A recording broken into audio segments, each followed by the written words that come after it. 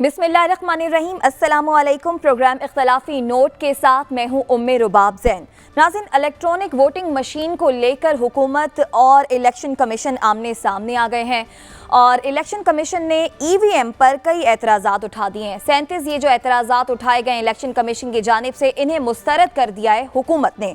इससे पहले हुकूमत और अपोजिशन के दरमियान भी ईवीएम और इलेक्शन इस्लाहात को लेकर डेडलॉक अभी तक मौजूद है। शफाफ इंतखाबात कराना हुकूमत भी चाहती है, इलेक्शन कमीशन भी चाहती है और साथ ही साथ अपोजिशन का भी यही मुतालबा है कि इंतखाबात शफाफ होने चाहिए। लेकिन अब चूंकि हुकूमत कहती है कि चीफ इलेक्शन कमिश्नर को वो नहीं मानते, क्योंकि उन्हें लगता है कि वो अपोजिशन का हेडक्वार्टर है। अपोजिशन और chief election commissioner, election commission को ये लगता है कि ईवीएम मशीन के थ्रू धांधली हो सकती है। एतराज़ात भी सामने आए हैं। तो अब ऐसी सूरत हाल में शफाफ इंतखाबात होंगे कैसे, इस पर हम बात करेंगे, लेकिन प्रोग्राम के अगले हिस्से में जाकर। अब दुनिया की नजरें चूंकि अफगानिस्तान की सूरत हाल पर लगी हैं, हबीब अकरम भी इस वक्त काबुल में मौजूद हैं। अफगान तालिबान काबुल पर कंट्रोल के तकरीबन 23 दिन बाद जो है अब अबूरी हुकूमत बनाने का ऐलान करने जा रहे हैं। 27 उन्होंने सितंबर की, माजरत आपको बताएं कि उन्होंने तारीख भी दे दी है कि 11 सितंबर को ऐलान किया जाएगा। ओहदे भी बांट दिए गए हैं कि किसको कौन सा ओहदा मिलेगा। बात ये करेंगे कि अब जो कि अबूरी हुकूमत तो बन जाएगी, वो कौन से चैलेंजेस हैं जिनका सामना करना पड़ेगा तालिबान हुकूमत को। हबीब अकरम साहब, आपकी जानिब आएंगे। काबुल में आप मौजूद हैं, बताइएगा क्या माहौल आप यहाँ पर देख रहे हैं। 11 सितंबर को ये बनने तो जा रही है हुकूमत, अब चैलेंजेस कौन कौन से सामने आएंगे इस हुकूमत के? देखिए, सबसे बड़ा चैलेंज तालिबान के सामने तो बजाते खुद ये था कि एक हुकूमत की तश्कील हो जाती। आप जानती हैं कि 15 अगस्त से लेके 8 सितंबर तक सूरत हाल ऐसी रही थी कि अफ़गानिस्तान में इतना बड़ा मुल्क, 4 करोड़ के करीब आबादी, तकरीबन 6 लाख मुरबा किलोमीटर रकबा, तो इसके अंदर हुकूमत का ना होना बजाते खुद एक बहुत बड़ा मसला था। तो लिहाजा पहली कामयाबी तालिबान को हुकूमत की तश्कील की सूरत में मिल गई है और किसी हद तक आप यूँ कह सकते हैं कि अब जो तालिबान है, जो पहले एक फाइटिंग फोर्स थे, अब बाकायदा तौर पर एक गवर्नेंस की कुव्वत बन के, एक सियासी कुव्वत बनकर सामने आ गए हैं और कल वो बाकायदा तौर पर हुकूमत संभाल लेंगे और हल्फ उठाया जाएगा, उसकी तकरीब होगी। उसकी तकरीब का भी हतमी वक्त तो पता नहीं चला, लेकिन बहरहाल थोड़ी देर में हो सकता है कि वो सामने आ जाए। तो लिहाजा बजाते खुद हुकूमत की तश्कील ही एक बहुत बड़ी कामयाबी थी। लेकिन यहाँ से जो इम्तहान है वो शुरू होता है गवर्नेंस का, अमन व अमान का, मुआशियात का। ये जो इम्तहान है, अब इसमें देखना है कि तालिबान कैसे कामयाब होते हैं, क्योंकि उनके सामने चैलेंजेस बहुत बड़े बड़े हैं। आप इस मुल्क में चले जाएं, मैं जिस दारुल हुकूमत में बैठा हूँ यहीं के, यानी जहाँ पे इसी से एक तरफ से, यानी अगर मेरे दाएं तरफ जाएं आप सड़क पर कुछ फासला तय करें तो आप सदारती महल तक पहुँच जाते हैं, और बाएं तरफ कुछ फासला आप तय करें तो आपको एक स्पोर्ट कॉम्प्लेक्स में कंदूज, लूगर और कुन्नड़ के जो महाजरीन हैं वो कैंप लगाए हुए नज़र आते हैं, जिनके घर बार तबाह हो चुके हैं। इसी तरह काबुल के इर्द गिर्द भी सूरत हाल है। मुख्तलिफ बड़े शहरों में भी लोग इसी तरह अपना घर पर छोड़ के बैठे हुए हैं, काम करने के लिए नहीं है और कोई तिजारत इस तरह नहीं हो रही क्योंकि बैंक बंद है। तो लिहाजा ये वो सारे इमीडिएट चैलेंजेस हैं जिनका जवाब कल से ही लोग मांगना शुरू कर देंगे, लेकिन उम्मीदें बहरहाल बहुत ज़्यादा हैं। और दूसरा जो अमन व अमान का मामला है उम्मे रुबाब, वो जी गवर्नेंस का चैलेंज, देखिए गवर्नेंस के चैलेंज में दो तरह की चीज़ें सामने आ रही हैं। एक तो यह है कि जितने भी सरकारी मुलाजिम हैं जो पहली हुकूमत में मुलाजिम थे, उनको मुझे आज पता चला कि आखिरी 3-4 महीने तनख्वाहें ही नहीं मिली। ज़ाहिर है, जब आप तनख्वाह नहीं देंगे किसी सरकारी मुलाजिम को तो वो अपना घर कैसे चलाएगा, तो उसका जो विलिंगनेस टू वर्क है वो ही ख़त्म होकर रह जाती है। तो लिहाजा वो लोग अपने घरों को चले गए जब 15 अगस्त के बाद से, तो वो बहुत सारे उनमें से वापस अपने दफातर में भी नहीं आए, उन्होंने अपने ओहदे और काम भी नहीं संभाला। इसी तरह जब आप और अपने रज़ाकारों को ले तो आए हैं तालिबान वहाँ पे, लेकिन वो तालिबान भी, वो नौजवान भी बग़ैर पैसे के काम कर रहे हैं। तो सबसे पहला मसला तो यह है कि किस तरह सरकारी मुलाजमों को जो पहले जा चुके हैं उन्हें वापस लाया जाए, या अगर कोई वापस नहीं आना चाहता तो उसकी जगह पर ऐसा तालिबान का नुमाइंदा हो जो उस काम को समझता हो, उसकी टेक्निकलिटी से आगाह हो। तो ये सबसे बड़ा चैलेंज है। अफराद की शनाख्त, دوسرا ان سب کو پیسے دینا, ان سب کو تنخواہیں دینا. آپ ایک مومنٹم میں چل رہے ہیں, مومنٹم اب ظاہر ہے جب حکومت حلف اٹھا لے گی تو وہ جنگی مومنٹم ختم ہو جائے گا, اور پھر آپ کو ایک نظریاتی مومنٹم اور عملی مسائل کے ساتھ ان سے آپ کا واسطہ پڑے گا. تو اس صورتحال میں آپ کیسے آگے بڑھیں گے؟ ایک گورننس کے حوالے سے اور امن و امان سے جڑا ہوا ایک اہم مسئلہ ام رباب جو کابل میں مجھے نظر آیا, یہاں پہ میڈیا بھی یہ کہہ رہا ہے, یہاں پہ لوگ جن سے میری ملاقات ہوئی وہ بھی یہ کہہ رہے ہیں کہ بہت سارے لوگ ایسے اب بھی ہیں جو طالبان ہیں لیکن ان کے پاس ایسا کوئی شناخت کا ذریعہ نہیں ہے, یا انہوں نے کوئی ایسی وردی نہیں پہن رکھی جس کی بنیاد پہ انہیں دوسرے لوگ شناخت کر سکیں کہ انہیں طالبان کی جگہ, طالبان اگر کسی جگہ کھڑا کیا گیا ہے تو انہیں باقاعدہ حکومتی ذمہ داری بھی دی گئی ہے. تو یہ ایک ایسا مسئلہ ہے جس سے نمٹنا شاید آج کی نہیں ابھی کی ضرورت ہے. کہ اس وقت بھی مثال کے طور پہ پاکستانی سفارت خانے, آج میں گیا تو وہاں پر بھی سفارت خانوں کی جو سیکیورٹی ہے وہ بھی طالبان نے اپنے ذمہ لے رکھی اور بہت عمدہ ہے, اس میں کوئی شک نہیں ہے, بڑی ایفیکٹو ہے, آنے جانے ان کی بڑی آنے جانے والوں کو ریگولیٹ کیا جاتا ہے. لیکن پرابلم یہاں پہ پھر وہی ہے کہ وہ بغیر وردی کے لوگ ہیں, نوجوان ہیں, ان کی میدان جنگ میں تو ٹریننگ ہوئی ہے, کیا شہروں کے اندر سول معاملات کو وہ چلا سکیں گے اور کتنی دیر چلا سکیں گے؟ یہ بہت بڑے بڑے چیلنجز ہیں جو ان کے سامنے ہیں, اور ملک کے اندر کے ہیں. جو بیرونی چیلنجز ہیں وہ تو ظاہر ہیں ہی. بالکل بیرونی چیلنجز تو ہیں ہی ساتھ صاحب, لیکن اس وقت سب سے بڑا چیلنج جو ہے ظاہر ہے اب حکومت بنانے جا رہے ہیں طالبان, یہاں پر اندرونی صورتحال کو کس طرح سے کنٹرول کرنا ہے. 34 رکنی کابینہ کا جو اعلان کیا گیا ہے, ان میں جو شخصیت موجود ہے, آپ کو لگتا ہے کہ ان سب میں اتنی مطلب یہ کیپیبل ہیں اتنے کہ ان اندرونی چیلنجز سے جو ہے وہ ان چیلنجز کو پورا کر سکیں؟ دیکھیے میرا خیال ہے کہ پچھلے 20 سال سے پاکستان کیا دنیا کے اندر تمام ممالک نے, خاص طور پہ جو ویسٹرن ممالک ہیں, انہوں نے بار بار ایک سوال پوچھا ہے مختلف موقعوں کے اوپر کہ کیا طالبان اتنے کیپیبل ہیں یا نہیں ہیں. جب ان کی گورنمنٹ گر گئی اور ان کے خلاف کاروائیاں ہو رہی تھیں اور امریکن فوج اپنے عروج پہ تھی اس خطے کے اندر, تو بھی لوگ کہتے تھے کہ شاید طالبان اتنے کیپیبل نہیں ہے اور یہ ریزسٹنس ختم ہو جائے گی جو طالبان کی طرف سے ریزسٹنس تھی. جب انہوں نے ایڈوانسمنٹس کرنی شروع کر دیں اور جنگ کے اندر کچھ پاسا پلٹنا شروع ہو گیا تو لوگوں نے کہا کہ یہ مومنٹری تو بات ہو سکتی ہے لیکن شاید طالبان میں اس طرح کی کیپیبلٹی نہیں ہے. جب وہ کابل کے گرد و نواح میں پہنچ گئے تو لوگوں نے کہا کہ باقی تو چیزیں ٹھیک ہیں لیکن دوسری طرف بھی فوج کھڑی ہوئی ہے, طالبان اتنے کیپیبل نہیں ہیں. ہم نے اور میں یہ نہیں کہہ رہا کہ ان کی گورننس بڑی اچھی ہوگی, ان کو گورننس میں بڑے چیلنجز ہوں گے. وہ ایک جنگجو فورس ہے, وہ کوئی پولیٹیکل فورس سب سے پہلے اس طرح ہمیں مثبت طور پہ 1990s میں کچھ عرصے کے لیے نظر آئی لیکن اس کے علاوہ نظر نہیں آئی. تو کیا جنگجو فورس وہ اپنی پولیٹکس کے اندر ٹرانسلیٹ کر سکیں گے؟ یہ سوال ہمیں بار بار اپنے آپ سے بھی, افغانستان سے بھی, افغانستان کے لوگوں سے بھی, طالبان سے بھی پوچھنا چاہیے. لیکن اس ایزمپشن سے میرا خیال ہے تاریخ اب اس بات کی گواہ ہے کہ ہم اس ایزمپشن سے شروع نہ کریں کہ شاید وہ کیپیبل نہیں, کیونکہ جتنی بھی چیزیں تاریخ میں پچھلے 20 سال میں دنیا نے سوچی کہ طالبان کیپیبل نہیں ہوں گے, طالبان نے سب کو دکھایا کہ وہ نہ صرف کیپیبل ہیں بلکہ ایسے ممالک سے یا ایسی فوجوں سے, ایسی پاور سے زیادہ کیپیبل ہیں جو ان سے بہت زیادہ ٹیکنالوجیکلی اور پولیٹیکلی ایڈوانس تھیں. اور ابھی تک کی جتنی طالبان کی نے اپنی ریسٹرینٹ شو کی ہے, دیکھیے اس کے اندر کوئی دو رائے نہیں کہ جنگ ہوئی ہے, جنگ میں لوگ معصوم لوگ مارے جاتے ہیں. جب امریکہ نے کابل کو فتح کیا تھا تو کوئی 19,000 کے قریب معصوم لوگ مارے گئے تھے صرف کابل شہر کے اندر جب امریکہ کی بمباری ہوئی تھی. طالبان کے ٹیک اوور کے اندر نہ اس طرح کی جانیں گئی ہیں, اور ایک جان بھی جائے تو بہت زیادہ ہے, لیکن نہ اس طرح کی خون کی ندیاں بہی ہیں, اور نہ ہی ابھی تک ہمیں کوئی بڑے مثبت بربریت کے کوئی پروف نظر آئے ہیں ویسٹرن میڈیا میں, خاص طور پہ ہندوستانی میڈیا میں تو ہر قسم کا کوہرام مچایا ہوا ہے, لیکن ہمیں آن دا گراؤنڈ کوئی پروفز نہیں نظر آئے. تو میرا خیال ہے کہ بینیفٹ آف ڈاؤٹ انہیں دینا چاہیے. آپ کی اجازت سے اگر میں حبیب صاحب سے ایک آدھ سوال پوچھ سکوں. بالکل. حبیب صاحب پہلے تو یہ بتائیے کہ آپ کو تو نہیں کوئی عہدہ دے دیا گیا کابل میں آن اے لائٹر نوٹ؟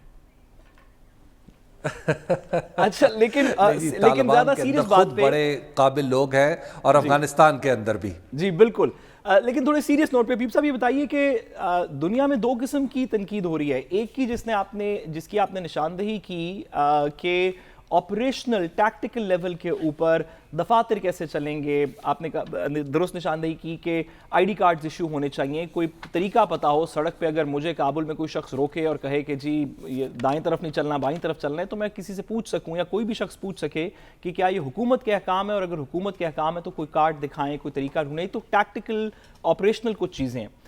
कुछ दीगर तनकीद भी हो रही है कि तालिबान को शायद अपनी गवर्नेंस के स्ट्रक्चर के अंदर कुछ माइनॉरिटीज़ को, कुछ ताजिक्स को, कुछ शिया हज़ारा को, ख़वातीन को इंक्लूड करना चाहिए था। इस पे दुनिया में काफ़ी बात हो रही है।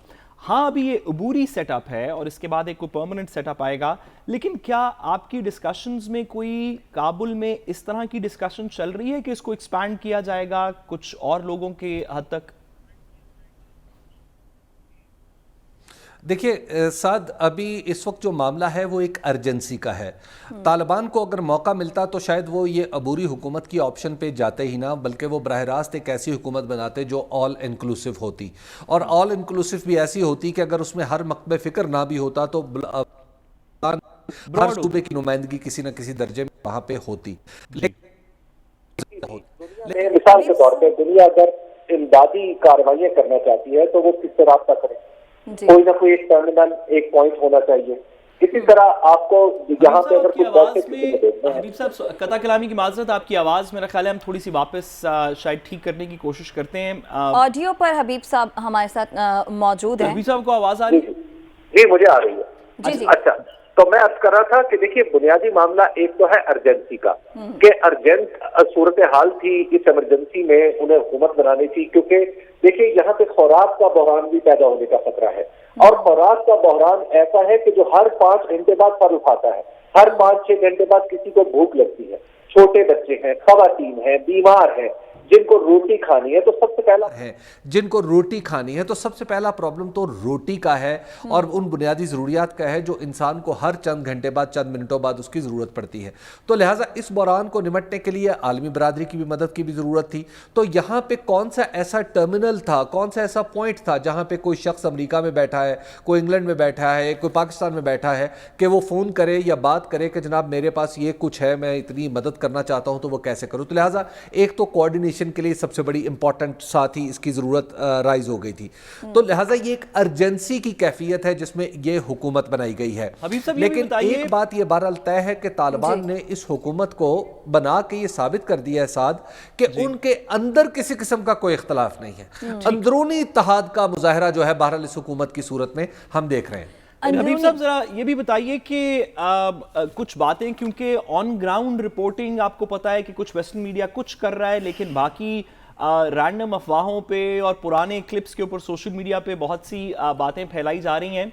ये बताइए कि काबुल में आप मौजूद हैं, काबुल की स्ट्रीट की फील क्या है? क्या लोग सहमे हुए हैं? क्या कोई आपको कहीं तशद्दुद नज़र आ रहा है, या सड़क और शहर जो है वो रेगुलरली चल रहा है? क्या ख़वातीन, बच्चे आपको सड़क पे कहीं नज़र आते हैं? काबुल की स्ट्रीट फील क्या है? साद, इसकी मैं आपको मिसाल दूं कि रात का खाना जो है मैंने एक बहुत ही अच्छे रेस्टोरेंट पे खाया और उसका नाम था कंदूज कबाब हाउस। आप जिस तरह स्ट्रीट फूड है उसी तरह की एक फूड स्ट्रीट थी छोटी सी, जिसमें आमने सामने सब लोगों ने लिखा हुआ था कि असली कबाब ये है और नकली कबाब दूसरे हैं, हमारी कोई ब्रांच नहीं है, इस तरह की सारी बातें लिखी हुई थी। तो मैंने भी वहाँ पे खाना खाया और वहाँ पे सिर्फ मैं अकेला नहीं था, और भी लोग थे और सब लोग खाना खा रहे थे। इसी तरह कल जब मैं बाजार में घूम रहा था और बाजार खुला हुआ था तो यहाँ पे खवातीन को भी मैंने शॉपिंग करते हुए देखा। यहाँ पे मैंने किसी मौलवी साहब को ये नहीं देखा कहते हुए कि जनाब किसी को कि तुमने अगर चेहरे का पर्दा नहीं चेहरा नहीं ढांप रखा तो चेहरा ढांपो, या अगर जब जोहर की इत्तफाक ऐसा है कि जोहर की अजान हो रही थी जब मैं बाजार में निकला हुआ था तो कोई मुझे गाड़ी नजर नहीं आई, कोई लोग नजर नहीं आए, लोग अपना अपना काम करते हुए यानी कि हालात आप कह रहे हैं कि यहाँ पर जो है वो मामूल पर नजर नहीं आती। हबीब साहब, लेकिन जो खदशा है ना, लेकिन खदशा मैं आपको एक फिक्रा मुझे अर्ज करनी दीजिए, वो ये है कि जो जैसे एक इनकलाब आता, देखिए हमें ये मानना पड़ेगा और ये समझना पड़ेगा कि अफगानिस्तान अपने बहुत से अदवार से गुजरता हुआ चंद दिन पहले एक इनकलाब से गुजरा है। جی میں اس انقلاب کی اگر وقت ہوتا تو میں آپ کو ڈیٹیل سے میں لکھوں گا اس پہ انشاءاللہ عزیز کہ وہ چھوٹے چھوٹے واقعات لوگوں نے کیسے دیکھے. اگر ان کی جگہ آپ سوچیں کہ اگر میں ہوتا یا کوئی اور ہوتا تو وہ کیا سوچتا. تو اس پورے مسلسل ایک ایگنی سے ایک سوسائٹی گزری ہے, تو وہ سوسائٹی کے اندر وہ جو خدشات کی کیفیت ہے وہ تو یس نظر آتی ہے. حبیب صاحب, آپ نے بیرونی چیلنجز کی بات کی, ایک اور چیلنج بھی طالبان حکومت کے سامنے ہے.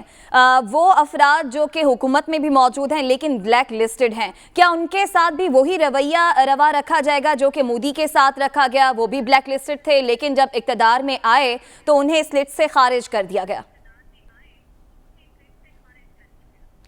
دیکھیں, یہ کہنا ابھی بہت مشکل ہے. مودی کی آمد آپ اس کو جو بھی کہیں وہ ٹھیک ہے, ایک ان کا اپنا ایک پس منظر ہے اور دنیا انہیں دہشت گرد بھی اگر کہے تو شاید زیادہ برا نہ ہو, لیکن اس کے ساتھ ایک اہم بات یہ ہے کہ وہ ایک ڈیموکریٹک پروسیس کا حصہ رہے ہیں. اور ڈیموکریسی اس وقت جسے کہتے ہیں گرانڈ نام کہتے ہیں, وہ ہے کہ بنیادی دنیا میں مانی جانے والی جو قدر ہے وہ جمہوریت ہے. تو لہٰذا وہ ایک ڈیموکریٹک پروسیس سے گزرتے ہوئے آئے ہیں. ان کے خیالات, ان کا طرز عمل تو یقینی طور پر وہ جسے عمران خان صاحب کہتے ہیں فاشسٹ ہے اور فسطائیانہ ہے. تو لہٰذا ان کی فسطائیت ان کی ڈیموکریسی کے پردے میں چھپ جاتی ہے. یہاں پر ہمیں یہ ماننا پڑے گا کہ نو ڈاؤٹ جو طالبان ہیں انہیں بہت بڑی عوامی پذیرائی حاصل ہے, تبھی اتنے پرامن طریقے سے انہوں نے طالبان یعنی انہوں نے کابل کی حکومت سنبھال لی ہے. لیکن بہرحال ہم نے ان کی ڈیموکریسی ان کی حمایت کو ابھی تک نیومریٹ نہیں کیا. وہ نمبرز میں ہم نہیں بتا سکتے کہ طالبان کے اتنے ووٹ ہیں اور کسی دوسرے کے مخالف جو ہے اس کے اتنے کم ووٹ ہیں. تو جب یہ پروسیس نظر آنے والا نہیں ہوتا تو ظاہر ہے پھر تھوڑا سا مغرب کا رویہ جہاں پہ جمہوریت ایک بنیادی قدر کے طور پہ جانی پہچانی جاتی ہے وہاں پہ اس کا طرز عمل تھوڑا سا مختلف ہوگا. پھر پاکستان کی انوالومنٹ پہ بھی ذرا تھوڑی روشنی ڈالیے گا کہ کچھ یہاں پاکستان کے وہاں پہ جو لوکل لوگ موجود ہیں, جو ایمبیسی موجود ہے, اس کی کیا وہ لوکل ہیلپ کر رہی ہے؟ پتہ چلا کہ جو کہ ہم نے اس کی فوٹیج بھی دیکھی کہ پاکستان کا سپورٹ کا ایک جہاز بھی لینڈ کیا, شاید ایک آج بھی کیا تھا, ایک گزشتہ کل میں بھی کیا تھا, کچھ بارڈر سے کچھ ٹرکس وغیرہ جا رہے تھے. کیا پاکستان کی آپ کو وہاں پہ آن گراؤنڈ کیا انوالومنٹ نظر آئی ہے, کیا فیسیلیٹیشن ہو رہی ہے؟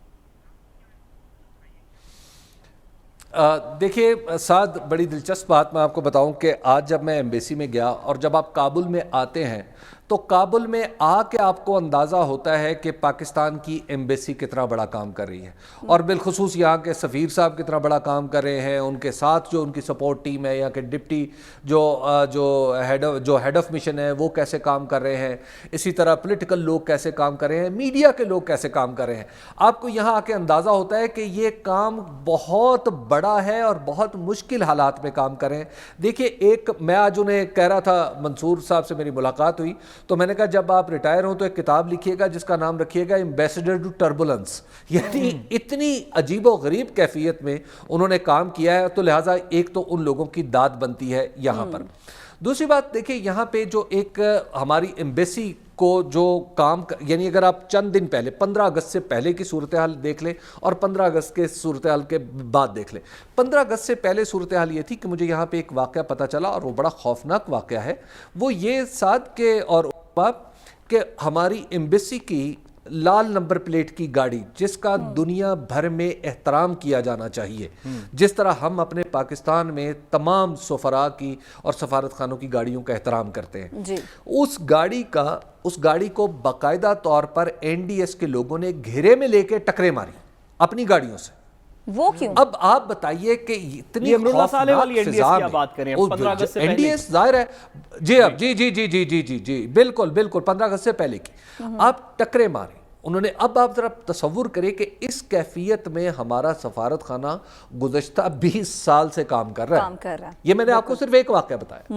اس کے بعد آپ کا نکلنے پہ پابندیاں, اگر آپ نکل رہے ہیں, اگر آپ کسی سے ملنے چلے گئے ہیں تو اس کے اوپر اس کو اتنا تنگ کرنا شروع کر دیں کہ کوئی آپ سے مل نہ سکے. تو لہٰذا ہمیں تو یہاں پہ پاکستان کو ایک دشمن ملک سمجھ کے گزشتہ 20 سال ٹریٹ کیا جاتا رہا.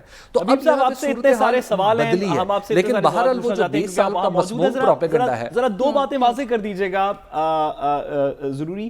ایک کہ کابل ایئرپورٹ کے اوپر کچھ پچھلے 48 گھنٹے کے اندر کافی بات ہو رہی ہے کہ قطر کی کچھ انوالومنٹ کے ساتھ کابل ایئرپورٹ کو شاید کچھ پاکستان کی بھی انوالومنٹ ہو, بیک اینڈ پہ شاید یونائٹڈ اسٹیٹس بھی ہو, کہ اس کو آپریشنل بنایا جا رہا ہے اور کچھ فلائٹس وہاں سے شروع ہو گئی ہیں یا ہونے والی ہیں. ایک ذرا اس کا بھی واضح کیجیے گا, اور اسی سے کنیکٹڈ کہ کیا کابل ایئرپورٹ کے تھرو جو کل کی سیریمنی ہے جس میں گرد و نواح کے ممالک کو انکلوڈنگ رشیا کو بھی بلایا ہوا ہے طالبان نے, اس میں کیا آج سفیر کچھ لوگ آ چکے ہیں؟ کوئی اس کے اوپر انفارمیشن ہے کہ کل کی سیریمنی میں کیا کون سی دنیا کے جو دیگر ممالک ہیں ان کے سفراء شامل ہوں گے؟ دیکھیے ایک تو یہ ہے کہ ہیڈ آف سٹیٹس کا تو یہاں پہ آؤٹ آف کویسچن ہے فی الحال. اس کی وجہ یہ ہے کہ انہیں تو دعوت نامہ شاید طالبان نے اچھا کیا کوئی ریپرزینٹیٹیو ایکسٹینڈ بھی نہیں کیا کہ آپ لوگ, کیونکہ اس سے کوئی ریپرزینٹیٹیوز ہی آئیں گے, تو ہیڈ آف سٹیٹس تو فی الحال آؤٹ آف کویسچن ہے. لیکن یہاں پہ اس وقت 600 ملکوں کے سفیر ہیں پاکستان سمیت, چین بھی ہے, روس بھی ہے, امارات کے قطر کی بھی ایمبیسی کام کر رہی ہے اگرچہ اس کا سفیر موجود نہیں ہے. تو لہٰذا یہاں پہ جو ایمبیسی کا سٹاف ہے وہ تو ظاہر ہے اس کو بلایا جائے گا, لیکن اب تک تادم گفتگو اس طرح کی باقاعدہ کوئی انویٹیشن ایکسٹینڈ نہیں کیا گیا. لیکن یہ بہرحال ڈپلومیٹک کمیونٹی میں یہ بات ہو رہی ہے کہ اب بلایا جائے گا, لیکن وہ ہو سکتا ہے کہ عین موقع پہ بلایا جائے, کیونکہ ظاہر ہے جلدی پہنچا جا سکتا ہے, یہ وی آئی پیز ہیں. تو اس میں بلانے یا نہ بلانے سے زیادہ اہم بات یہ ہے کہ کیا اس حکومت کو کل کے بعد ریکگنیشن کے راستے پہ یہ حکومت آ جائے گی. یہ ایک امپورٹنٹ کویسچن ہے جس کے بارے میں میں نے کئی ملکوں کے ڈپلومیٹ سے یہاں پہ بات کی, تو سب لوگ جو ہیں وہ یہ سمجھانے اور بتانے کی ان مینی ورڈز, آپ کو پتہ ہے ڈپلومیٹک لینگویج ساتھ ذرا تھوڑی سی بہت ساری اس کے اندر پرتیں ہوتی ہیں, تو ان پرتوں میں یہ سمجھانے کی کوشش کرتے ہیں کہ ابھی ہم ویٹ کریں گے. اور ایئرپورٹ کا بھی ذرا واضح کر دیجیے گا حبیب صاحب, ایئرپورٹ کی کیا سچویشن؟ سوری ربا, ایئرپورٹ کی کیا سچویشن؟ ایئرپورٹ کا جو معاملہ ہے جو وہ ترکی کا اور قطر کے درمیان, معاف کیجیے گا, ترکی اور قطر ان دونوں نے مل کے آپس میں جو کچھ ارینجمنٹ کی ہے یہاں پہ, اور جو کابل ایئرپورٹ کو آپریشنل کرنے کی کوشش کر رہے ہیں. یہاں سے ایک پرواز اگرچہ گئی بھی ہے, لیکن اگر آپ یہ کہیں کہ ایئرپورٹ پوری طرح آپریشنل ہو چکا ہے کہ یہاں پہ ہر قسم کی پروازیں اتر سکیں, تو میرا خیال ہے کہ وہ ابھی کہنا تھوڑا قبل از وقت ہوگا, اس کو چند دن لگیں گے. لیکن بہرحال جو طالبان گورنمنٹ جو نہیں بن رہی ہے اس سے پہلے, یعنی اپنی گورنمنٹ کی فارمیشن سے پہلے بھی کابل ایئرپورٹ کو رواں رکھنا ان کے ایجنڈے میں اگر سر فہرست چند چیزیں ہیں تو ان میں سے ایک یہ ہے. حبیب صاحب مختصراً خواتین کے حقوق کے حوالے سے بھی بتا دیجیے گا. دنیا کہہ رہی ہے کہ طالبان نے جو ہم سے وعدے کیے ہیں اگر اسے پورا کر لیتے ہیں تو ہم ایکسیپٹ کر لیں گے, لیکن ایک جو وعدہ, ایک جو بات کہی گئی تھی خواتین کو ان کے حقوق دینے کا, عبوری سیٹ اپ میں خواتین کی نمائندگی نہیں ہے. ساتھ ہی ساتھ ایسی کچھ خبریں بھی آ رہی ہیں کہ خواتین کی کرکٹ ٹیم کو بھی جو ہے وہ یا تو ختم کر دیا جائے گا یا ختم کر دیا گیا ہے. تو کیا ایسی سوچ کو جو ہے مغرب ایکسیپٹ کر لے گا؟ دیکھیں ایک تو یہ ہے کہ طالبان کو اس بات کی کوئی پرواہ نہیں ہے کہ ان کی کوئی نارم جو ہے وہ کوئی ایکسیپٹ کرتا ہے یا نہیں کرتا. ایک تو یہ بنیادی بات ہے جو ہمیں سمجھ لینی چاہیے پاکستان کو بھی اور باقی دنیا کو بھی, کہ آپ طالبان کو 20 سال لڑنے کے بعد بھی آپ اس بات پہ کنونس نہیں کر سکے کہ وہ اپنے نظریات سے دستبردار ہو جائے. یہ ایک بات ہے. دوسری بات یہ ہے کہ آپ کا کیا خیال ہے کہ کابل میں اگر میں خواتین کی کرکٹ ٹیم بنانا چاہوں تو بڑے آرام سے خواتین اکٹھی کر لوں گا؟ ایسا نہیں ہے. دیکھیے یہاں پہ افغان معاشرے کی اپنی روایات بھی ہیں. وہ ضروری نہیں کہ آپ انہیں کہیں کہ کسی خاص نظریے سے جوڑ کے کہیں کہ جناب ایسا ہو اور ایسا ہو, آپ یہ کر کے دکھائیں, یہ کر کے دکھائیں. بھئی بات یہ ہے کہ جب افغان خواتین کیا یہ چاہتی ہیں کہ وہ کرکٹ میں حصہ لیں یا کسی ایسی سرگرمی میں حصہ لیں کہ جس میں جسم کی نمائش اس طرح ہو جو جس طرح کے مغرب کی کھلاڑیوں کی ہوتی ہے. ایون ہم پاکستان میں بھی بہت سارے کھیل کھیلتے ہیں. پاکستان کے اندر بھی کیا ہم نے جو بہت ساری ہماری خواتین ہیں کیا وہ دنیا سے ڈیفرنٹ ڈریس پہن کے نہیں بڑے بڑے کھیلوں میں حصہ لیتی؟ تو دیکھیں یہ اپنی اپنی نارمز ہیں. میرا نہیں خیال کہ یہ اس طرح کی چیزوں پہ اب کچھ لوگوں کا دل تو خوش ہو سکتا ہے بات کر کے, بھڑاس تو نکل سکتی ہے, لیکن میرا خیال یہ ہے کہ یہ زمینی حقائق سے کافی دور کی بات. ٹھیک ہے جی, ہم بریک کے جانے بڑھ رہے ہیں. بریک سے جب واپس آئیں گے تو الیکٹرانک ووٹنگ مشین پر ہم بات کریں گے جس پر اعتراضات اٹھائے ہیں الیکشن کمیشن نے اور انہیں رد کر دیا ہے حکومت نے.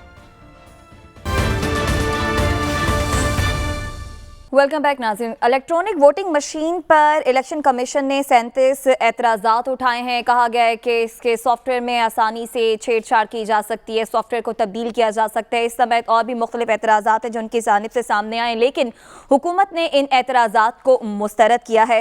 हुकूमत चाहती है कि इंतखाबात शफाफ हों, इलेक्शन कमीशन की भी यही ख्वाहिश है और ऐसी ख्वाहिश अपोजिशन की भी है। तो अब शफाफ इंतखाबात कैसे होंगे, इसी पर हम बात करेंगे। हमारे साथ वफाकी वज़ीर इत्तेलात फवाद चौधरी साहब मौजूद हैं। फवाद चौधरी साहब, बहुत शुक्रिया सर आपके वक्त का। सर, आप भी चाहते हैं कि इंतखाबात शफाफ होने चाहिए, लेकिन इलेक्शन कमीशन ईवीएम पर एतराज़ कर रहे हैं। ईवीएम पर एतराज़ अपोजिशन की जानिब से भी सामने आया और आपने कहा है कि इलेक्शन कमीशन जो है वो अपोजिशन का हेडक्वार्टर लगता है। सर, ऐसी सूरत हाल में आप लोग एक मेज़ पर कैसे बैठेंगे और फिर शफाफ इंतखाबात की जानिब हम कैसे बढ़ेंगे? देखें जी, ये किसी की ख्वाहिश पे तो नहीं होना, ये तो ज़ाहिर पार्लिमान का फैसला है। मेज़ के ऊपर ये कोई हमने जिरगा तो नहीं हर बात के ऊपर कर लेना होता। जाहिर है कि पार्लिमान जो है उसका तरीक़ाकार है, उसके ऊपर जिस तरह आज डॉक्टर बाबर अवान ने कहा है कि जॉइंट सेशन होगा और अक्सरियत के मुताबिक जो है वो फैसला होगा। फवाद साहब, जो इलेक्शन कमीशन वाला पॉइंट है, अगर इस पर थोड़ी सी मज़ीद आपसे बात हो सके कि जब ऑपोजिशन तनकीद करती है एक लेट्स से एक इंस्टीट्यूशन नैब की तरह की, तो सबसे पहला जवाब उस ऑपोजिशन को ये दिया जाता है कि आप ही ने तो नैब के चेयरमैन को अपॉइंट किया है, तो अब इस पर तनकीद किस तरह की या उनके रवैये पे तनकीद किस तरह की। इलेक्शन कमीशन की सर जो करंट कॉन्स्टिट्यूशन है वो प्राइमरली आपकी गवर्नमेंट की तरफ से हुई है, तो क्या वजह है कि इसके आपकी गवर्नमेंट की मुशावरत से अपॉइंटेड इलेक्शन कमीशन तकरीबन बेशतर फैसले जो आपकी गवर्नमेंट ने इलेक्टोरल प्रोसेस में किए हैं उनका नाकिद रहा है और आपकी गवर्नमेंट उनके नाकिद रही? ये बात ठीक है आपकी। मेरा ये ख्याल है कि इनकी कंसल्टेशन जो है वो प्रॉपर नहीं हुई है। जैसे कई दफ़ा हम टिकट गलत दे बैठते हैं, उसी टाइप का डिसीजन हुआ। फवाद चौधरी साहब, शहबाज शरीफ को लगता है कि आप लोगों के पास यानी कि हुकूमत के पास ईवीएम को लेकर कोई दलील नहीं है, तकनीकी और फनी सवालात का आप लोगों के पास कोई जवाब नहीं है, इसलिए आप लोग उन्हें सेटिस्फाई नहीं कर सके। देखिए, सिर्फ दो तरह के लोग जो हैं वो तनकीद करते हैं ईवीएम के ऊपर और इलेक्टोरल रिफॉर्म्स के ऊपर। पहले लोग वो हैं जिनको टेक्नोलॉजी की एबीसी का पता नहीं है, और दूसरे वो हैं जो कि बदनीयती की बिना के ऊपर कि हुकूमत जो भी करेगी हमने उसके खिलाफ खड़ा होना है, वो उसके खिलाफ खड़े हो जाएंगे। अब शहबाज शरीफ साहब को तो हुकूमत के खिलाफ शैतान से भी इत्तेहाद करना पड़ेगा, तो वो कल बैठ के इत्तेहाद कर लेंगे, एमओयू साइन करेंगे शहबाज साहब और शैतान। तो इसलिए उनकी बातों का तो कोई जो है वो नहीं है, और टेक्नोलॉजी उन्होंने जिंदगी में कभी देखी नहीं। ज़्यादा से ज़्यादा मतलब उनकी टेक्नोलॉजी का इल्म यह है कि वो कैलकुलेटर पे हिसाब किताब कर लेते हैं। फवाद साहब, ये बताइए कि आपने अब से 2 दिन पहले 2 या 3 दिन पहले मुझे याद पड़ता है कि अखबार में एक लंबा एक गवर्नमेंट की तरफ से इंफॉर्मेशन भी दी गई, सारी अखबारों में छपी कि ये इलेक्ट्रॉनिक मशीन कैसे काम करेगी, जिस पे कि मुझे लगता है कि वो मैसेज कहीं पे शायद उस तरह ट्रांसलेट नहीं हुआ पब्लिक इंफॉर्मेशन के अंदर। ज़रा वाज़े कर दीजिए कि इसके सॉफ्टवेयर का कस्टोडियन कौन होगा, जहाँ जो इफेक्टिव इशू है कि इसके अंदर कोई टैंपरिंग कर सकता है या कोई रियासती इदारा या कोई पॉलिटिकल पार्टी या गवर्नमेंट ऑफ द टाइम जो है वो टैंपरिंग करके तो अपनी मर्जी के रिजल्ट निकाल लेगी उस सॉफ्टवेयर में से। इसके सॉफ्टवेयर का कस्टोडियन क्या होगा, जरा वाज़े कर दीजिए। तो ना, पहली बात तो यह है कि इसके अंदर सॉफ्टवेयर तो कोई है ही नहीं। जहाँ पे आप कहें कि वो इंटरनेट से कनेक्ट है, तो इंटरनेट कनेक्टेड तो है ही नहीं, लिहाजा ये स्टैंड अलोन मशीन है। कोई बड़ा इसमें कोई लंबा चौड़ा सॉफ्टवेयर उस तरह का है ही नहीं। Just one step ahead of present system. जिस तरह से ये कहना कि ये पे इस पे धांधली हो सकती है, ये उतना ही है कि देखें जिस तरह से खाली डब्बे जो हैं वो भी तो वोटों से भरे जा सकते हैं ना। जितना खर्चा उतना उसका है, उतना ही खर्चा है, इससे ज्यादा इसका कोई खर्चा नहीं है। तो जो ये असल जो इसमें अभी जो प्रॉब्लम है हमारा ये समझ लें, वो ये है कि जब तक हम 15-20 इलेक्शन इसमें हम ना करवा सकेंगे तो लोगों को समझ नहीं है कि इसमें हो कैसे सकेगा।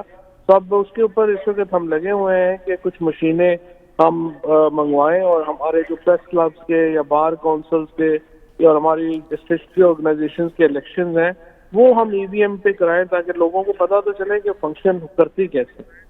فواد صاحب، جو ناقدین ہیں اس پروسیس کی، اور میرا خیال ہے کہ اس بات کے اوپر تو ہر بندے کا تقریباً اگریمنٹ ہے کہ ٹیکنالوجی کا استعمال دیگر تمام روزمرہ کی زندگی کے ساتھ ساتھ الیکٹورل پروسیس کے اندر بھی، گورنمنٹ کے باقی سسٹمز میں بھی ٹیکنالوجی کا استعمال ہونا چاہیے. لیکن ناقدین یہ کہتے ہیں کہ ہر الیکشن سے پہلے، پاکستان میں پچھلے 2-3 الیکشن سے پہلے، 2013 کے الیکشن کے اندر وہ میگنیٹک انک انٹروڈیوس کروائی گئی، کہا گیا کہ اس سے دھاندلی نہیں ہوگی. بعد میں جب آپ کو یاد ہے کہ جب ڈبے وغیرہ کھلے تو پتہ چلا کہ وہ میگنیٹک انک کی وجہ سے ہی آدھی چیزیں سیٹل نہیں ہو سکی تھیں.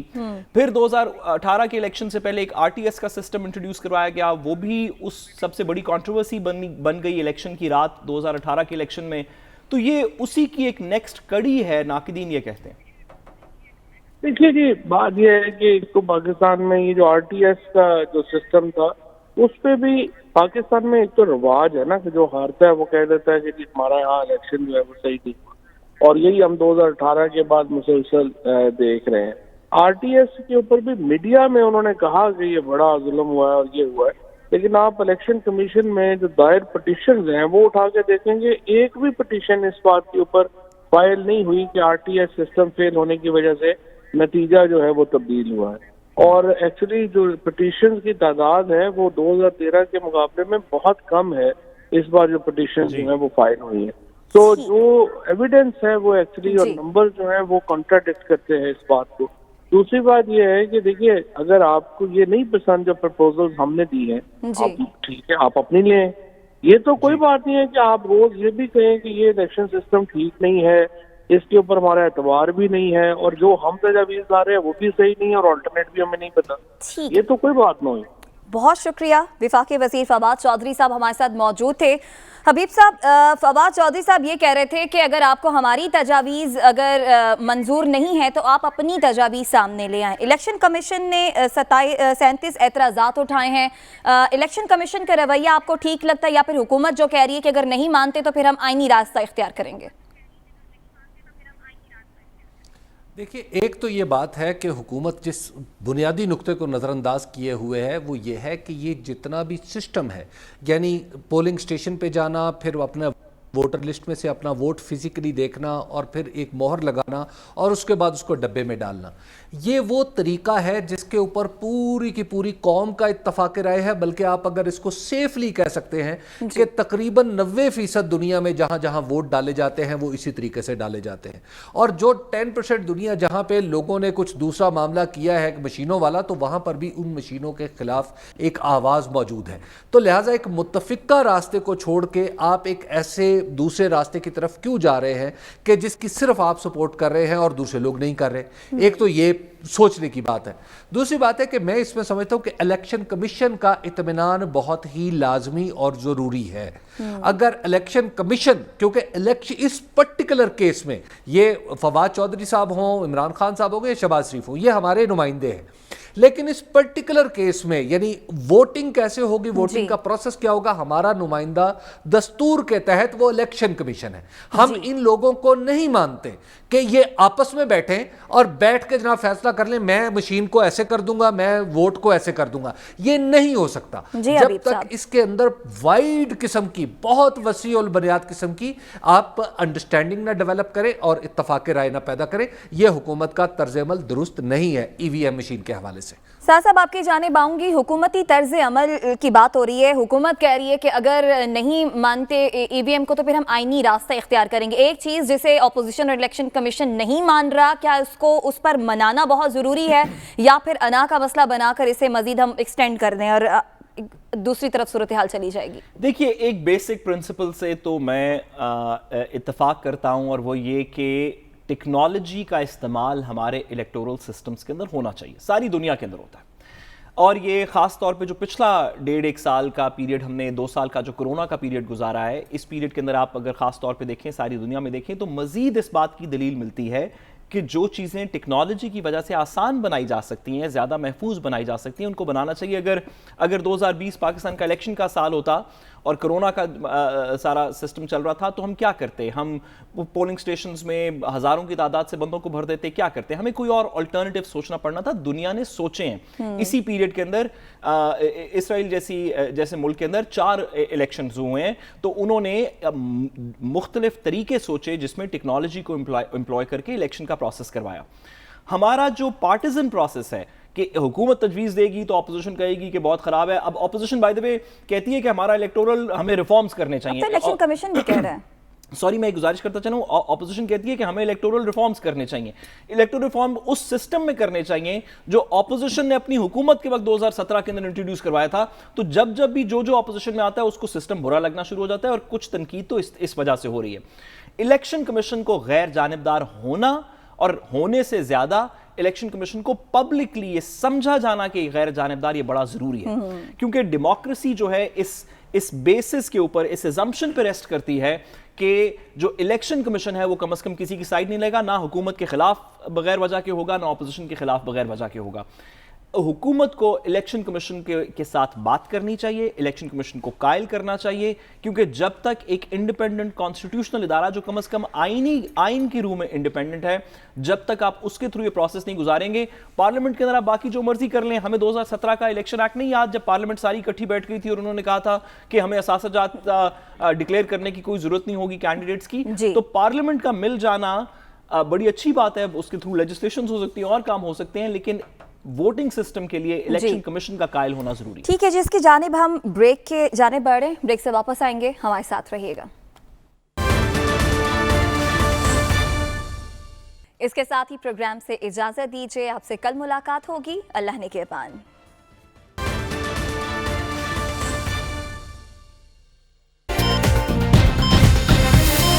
دنیا خبر کی دنیا